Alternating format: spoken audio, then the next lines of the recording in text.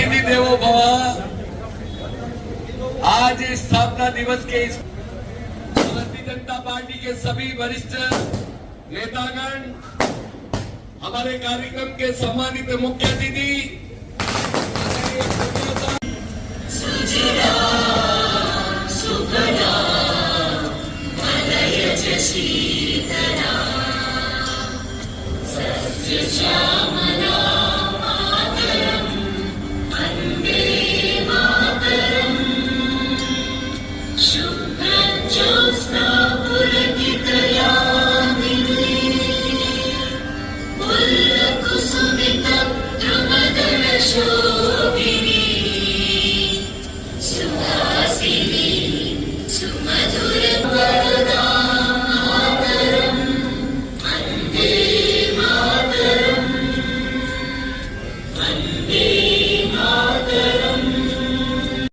बजाकर स्वागत करें, अभिनंदन करें आदरणीय बाबूलाल जी साहब कराड़ी का। मैं उनसे विनती करता हूं और पधारे और मंच पर अपना स्थान ग्रहण करें आदरणीय बाबूलाल जी साहब कराड़ी। वैसा पधारे।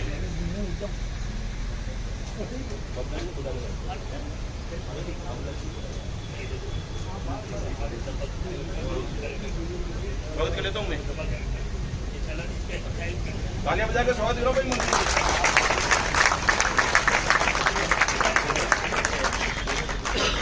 मैं अभिनंदन करना चाहता हूं बाबूलाल जी भाई साहब का, और स्वागत के लिए मैं निवेदन कर रहा हूं हमारे मनोज जी चौधरी, पार्टी के वरिष्ठ नेता, उनसे निवेदन करता हूं पधारे और बाबूलाल जी का उपरना उड़ाकर स्वागत करें, अभिनंदन करें। पार्टी के वरिष्ठ नेता चंचल जी अग्रवाल से अनुरोध करता हूं वह तिलक लगाकर बाबूलाल जी खराड़ी का स्वागत करें, अभिनंदन करें।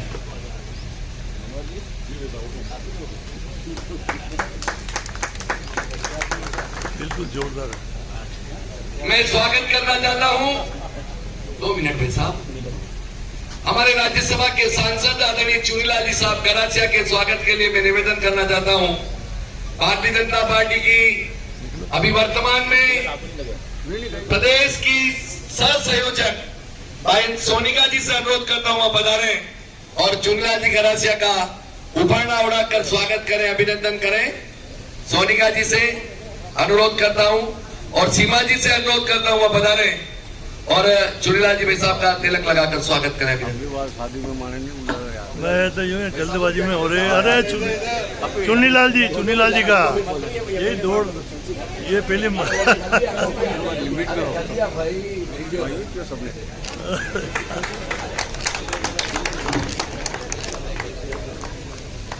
ब्रेक लगे थे कई खड़े। यहाँ पर ऐसे कार्यकर्ता बैठे हुए हैं। भारतीय जनता पार्टी हमारी माँ है, तो माँ का जन्म दिवस आज मनाने के लिए हम सब यहाँ इकट्ठे हुए हैं। आज कार्यक्रम के बाद मिठाई भी बटेगी। हमारे गजपाल जी सर के भाई साहब कहाँ गए, निकल गए थे, अंदर व्यवस्था करने गए क्या बहुत ज्यादा, क्योंकि अटल जी ने भी उस समय कहा था कि इंदिरा दुर्गा का स्वरूप है, तो थोड़ा हकट था। जब 75 में चुनाव हुए तो वो क्या हुए, वो लंबी कहानी है और उसी को लेकर के उनके सामने चुनाव लड़ रहे थे। उन्होंने दावा पेश कर दिया कि भाई ये चुनाव लड़ी है और चुनाव जीती है, इन्होंने सरकारी मशीनरी का दुरुपयोग किया है, तो इनको अयोग्य घोषित किया जाए और चुनाव लड़ने से इनको रोका जाए। तो इलाहाबाद हाई कोर्ट ने फैसला सुनाया 75 में, और फैसला सुनाना यही सुनाया कि भाई आपने चुनाव में सरकारी मशीनरी का दुरुपयोग किया है, इसके लिए आपको अयोग्य घोषित किया जाता है और 6 वर्ष के लिए आप चुनाव नहीं लड़ पाओगे। इंदिरा गांधी ने सुप्रीम कोर्ट का दरवाजा खटखटाया, सुप्रीम कोर्ट ने उसी को यथावत रखा। जो हाई कोर्ट ने फैसला दिया है वह सही है, उनके पास कोई विकल्प नहीं था। उन्होंने देखा कि अब उन्होंने कहा भाई प्रधानमंत्री रह सकते हो लेकिन कोई फैसला नहीं कर सकते, कोई निर्णय नहीं कर सकते।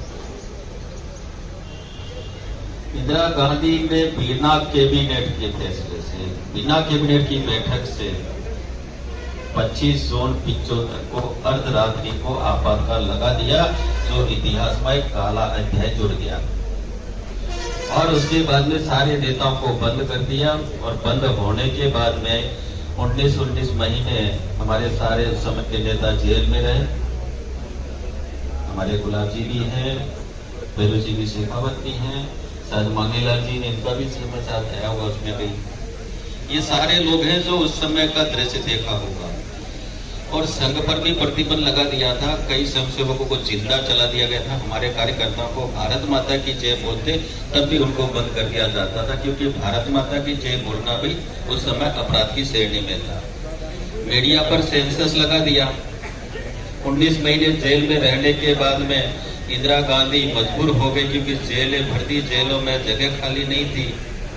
तो उसने कहा मुझे चुनाव कराना ही एक विकल्प है, तो चुनाव की घोषणा की, सब लोगों को मुक्त किया। उन लोगों ने जेल में ही एक प्लान बना दिया, कब इसके अहंकार को तोड़ने के लिए हमको सबको मिल करके चुनाव लड़ना पड़ेगा। और एक गठबंधन हुआ और मोरारजी देसाई के नेतृत्व में जनता पार्टी का गठन हुआ। और जब जनता पार्टी का गठन हुआ तो हमारा दूसरा बलिदान, पहला बलिदान तो हमारे श्यामा प्रसाद मुखर्जी का कश्मीर में हुआ था देश के लिए, लेकिन ये दूसरा बलिदान हमने पार्टी का किया था कि भाई हम जनसंघ को जनता पार्टी में विलय करते हैं और सब मिलकर के चुनाव लड़ेंगे, क्योंकि इंदिरा गांधी का अहंकार को तोड़ना है।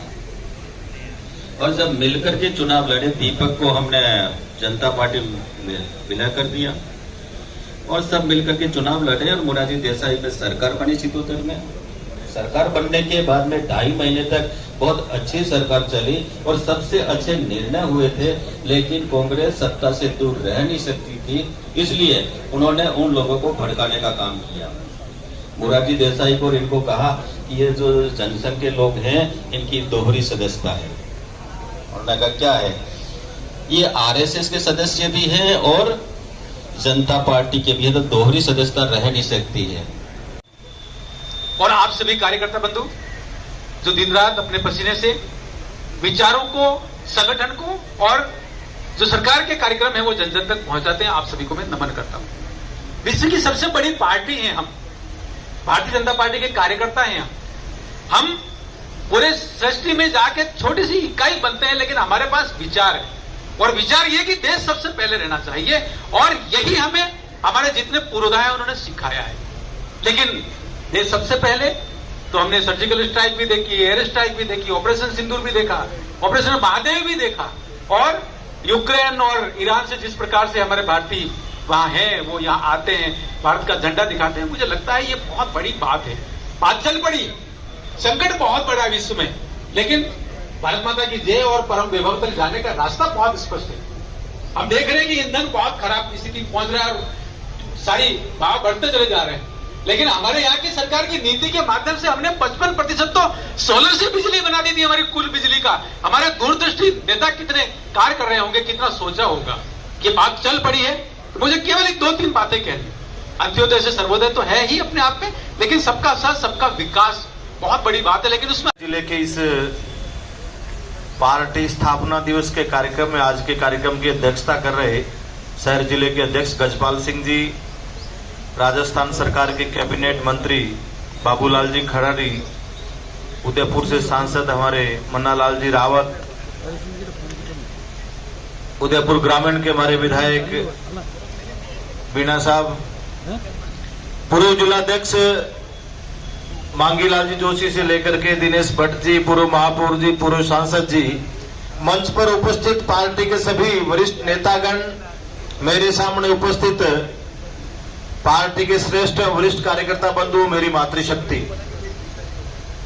हम बड़े सौभाग्यशाली हैं। मैं मंच पर कई वक्ताओं को सुन रहा था जिन्होंने जनसंघ में भी काम किया है और भारतीय जनता पार्टी के 80 से लेकर के 47वें आज स्थापना दिवस समारोह के भी साक्षी बने। ऐसे अनेक कार्यकर्ता हमारे बीच में हैं।